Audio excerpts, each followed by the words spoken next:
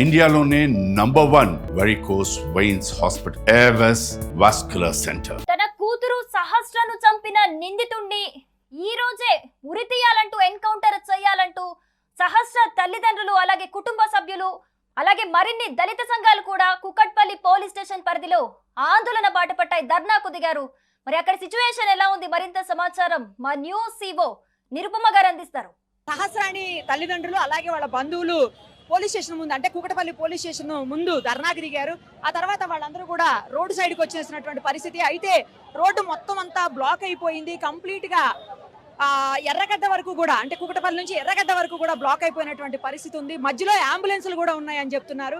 So అందుకని పోలీసులు request చేస్తున్నారు వాళ్ళని పక్కకు తీసుకురమ్మని, పక్కకు తప్పుకోండి అని చెప్పి.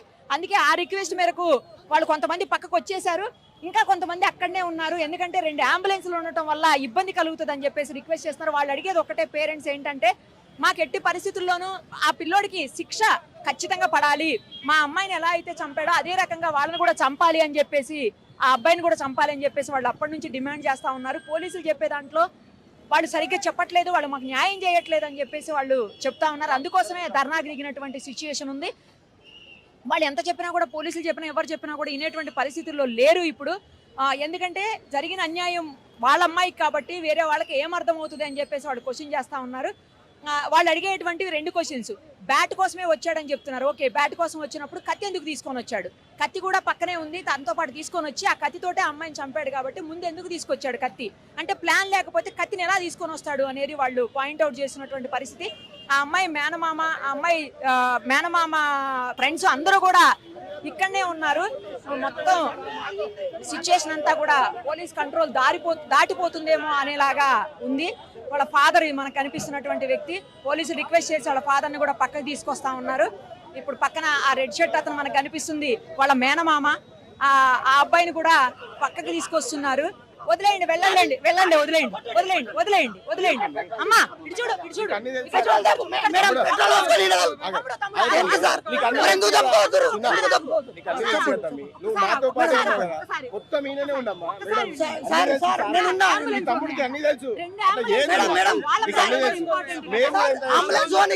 అంబులెన్స్ ఓనికి తవ్వ ఇస్తాం, లోపలికి ఎందుకు పోవాలి మేడం? నేను ఏమంటున్నా, నేను ఓకే ఓకే మేడం, నేను ఒకటి చెప్తా, అంబులెన్స్ కి రోడ్డు ఇస్తాం, పోతుంది, మళ్ళీ ఇడికే వస్తాం. ఓకేనా? ఇడికే వస్తాం. స్టేషన్ లోపలికి ఎందుకు? స్టేషన్ లోపలికి ఎందుకు? అవసరం లేదు, లోపలికి తీసుకోవద్దు. ఎందుకు తీసుకోపోయాడు? లోపల ఏం మాట్లాడతారు మేడం? మేడం లోపలికి తీసుకో ఏం చేస్తారు మేడం? నాకు అర్థం, లోపల ఏం మాట్లాడతారు? ఏం కూల్ చేస్తారు మనుషులను? మా బాధ తెలవాలి కదా వాళ్ళకు కూడా. 1 డే అవుతుంది మేడం, మన ఎన్కౌంటర్ చేయక ఏం చేస్తారు? 5 రోజులు వీళ్ళకే తిప్పాలి పెట్టండి. 300 మంది పోలీసు వాళ్ళు పనిచేసారు కదా, వాళ్ళకి ఏం అర్థమైతలే. 5 రోజులు వీడు చిన్న పోరాడు బచ్చలాడు పోలీసు వాళ్ళని ఒక్కొక్కరిని అచ్చేసిర్రు అన్నప్పుడు ఆ మాత్రం తెలియదు సార్? అంతా ఏంది మేడం? నాకు అర్థం కాదు. చిన్న పోరాన్ని పట్టుకునే 4 రోజులు చేసారు కదా, అంతా చేశారు. అంత కష్టపెట్టిన షూట్ చేసి పడేయకుండా ఏంది మేడం ఇదంతా? ఇంకా 3 పూటలు తినబెడతారు. నిన్న పట్టుకోరు మేడం. నిన్నటి నుంచి ఏం చేస్తారు అసలు పోలీసు వాళ్ళు? ఏం చేస్తారు? ఎన్కౌంటర్ చేయాలి ఈ పాటికి. అంత చిన్న పిల్లను 10 years బాబా మేడం, 10 years బాబా. ఆ బాబాకు ఏం తెలియదు. 21 పోట్లు ఓడిచిండంటే వాడు అంటే తెలిసి ఓడిచిండ, తెలియక ఓడిచిండా మేడం? ఆ బ్యాట్కి వచ్చినాడు కళ్ళు మూసుకొని ఇష్టానికి. ఆ పాప ఒక్క పోటుతో ఓడిచే పాపమే, ఒక్క పోటుకు చచ్చిపోయే పాప. అలాంటిది 21 పోట్లు, అది కూడా కడుపులో 7, మెడ మీద 14. అట్టెట్లా చేస్తాం? మొత్తం పొడిచి మంచి ప్లాన్ ప్రకారం వచ్చి కత్తి తీసుకొని వచ్చి మరి పొడిచిండు మేడం వాడు. అలాంటిది వాడిని ఇంకా పోలీస్ స్టేషన్లో కూర్చోబెట్టుకొని 3 పూటలు అన్నం పెడుతుర్రు, కోర్టుకు తీసుకుపోతారు. 4 నెలలు కాగానే ఏం చేస్తారు? వాడిని మంచిగా మరి అన్ని చూసుకొని, బాబు నువ్వు మంచోనిరా వెళ్ళిపో అంటారు. తర్వాత వాడు ఇంకో దగ్గరకు పోయి ఇంకోటి ఏమైనా చేస్తాడు. దాని తర్వాత ఎవరు రెస్పాన్సిబుల్? అప్పుడు నెక్స్ట్ అప్పుడు ఏం చేస్తుండే? మొత్తం ప్లాన్ ప్రకారం దొరకకుండా చేస్తుండే. అప్పుడు ఎన్ని పనాలు తీసాడు? ఎంతవరకు పోలీసు వాళ్ళు నెంగుతారు? ఇప్పుడే 4 days పట్టింది. ఆడు పోరానికి 4 days పట్టింది నెంగడానికి.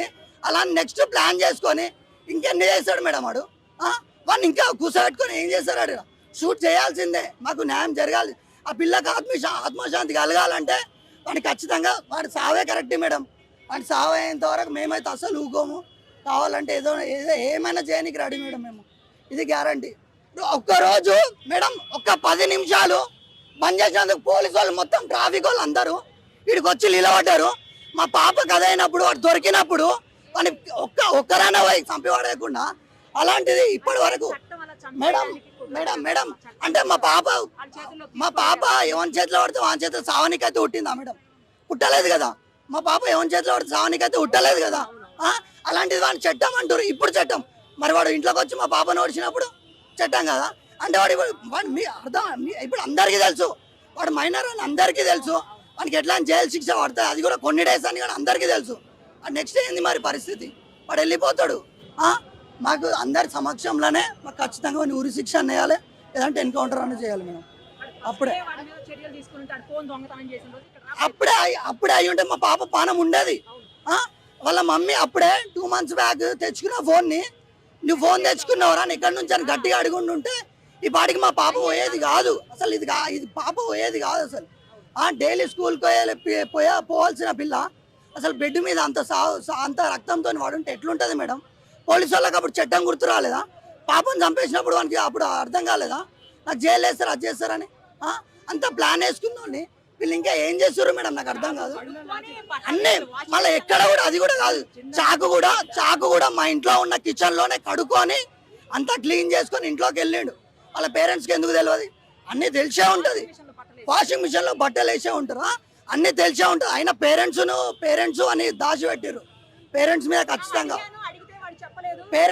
ఖచ్చితంగా చర్య తీసుకోవాలి. ఇది మాత్రం గ్యారంటీ. పేరెంట్స్ మీద ఖచ్చితంగా చర్య తీసుకోవాలి. లేదు మేడం వాడ పేరెంట్స్ ఎవరు మేడం? ఇప్పుడు నేను ఒక ఫాదర్ అయి ఉండి నా కొడుకు ఏదైనా తప్పు చేస్తే నా కొడుకు తప్పు చేసిండని నేను చెప్తానా? చెప్ప కదా. నేను ఏ తల్లి అయినా తన పాప గురించే కదా చూసేది. ఇప్పుడు మా అక్క కూడా పోరాటం చేసేది తన పాప గురించే కదా. నా పాపను చంపేసిండని న్యాయం కోసమే కదా. మరి వాళ్ళమ్మ కూడా వాళ్ళ అమ్మని కాపాడుతూనే నా కొడుకు మర్డర్ చేసిండ అంత కూడా బతుకున్నోనే కాపాడుకుంటూ వస్తుంది. మా పాప చచ్చిపోయింది మేడం. ఇప్పుడు మేమేం చేయాలి? ఖచ్చితంగా వానికి ఉరి శిక్ష కానీ మా ముందు ఎన్కౌంటర్ కానీ చేసేంత వరకు మేమైతే చేస్తూనే ఉంటాం మేడం. ఇది మాత్రం గ్యారంటీ. మాకు న్యాయం కావాలి మేడం, అంతే. ట్రాఫిక్ 10 నిమిషాలు ఆపినందుకు ట్రాఫిక్ ఇంత సఫర్ అవుతుర్రే మీరు. మా పాప లైఫ్ లాంగ్. ఇప్పుడు ఆ పాపకి ఎన్ని ఏళ్ళు మేడం? 10 సంవత్సరాలు. ఇంకా 70-80 ఏళ్ళ బతుకు ఆ పిల్లది.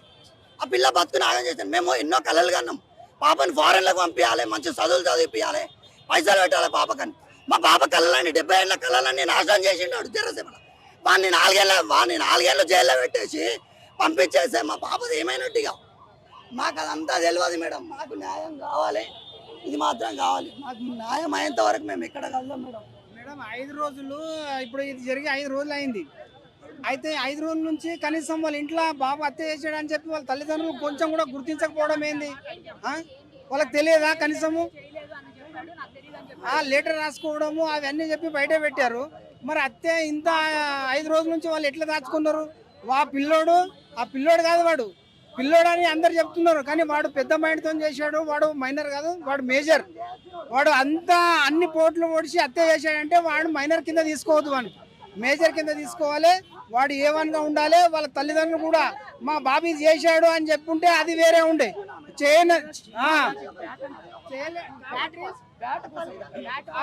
వాళ్ళు కూడా చెప్పలేదు కాబట్టి A1, A2, A3గా వాళ్ళ తల్లిదండ్రులు కూడా పరిగణించాలని చెప్పి మేము కోరుకుంటున్నాం. వానికి వెంటనే శిక్ష పడాలి. ప్రజల ముందు అందరి ముందు శిక్ష పడేటట్టు ఉండాలి. అది శిక్ష కూడా మరి అందరు తెలంగాణ ప్రజలు కూడా మరి గవర్నమెంట్ కూడా ఒకటే కోరుకుంటున్నా.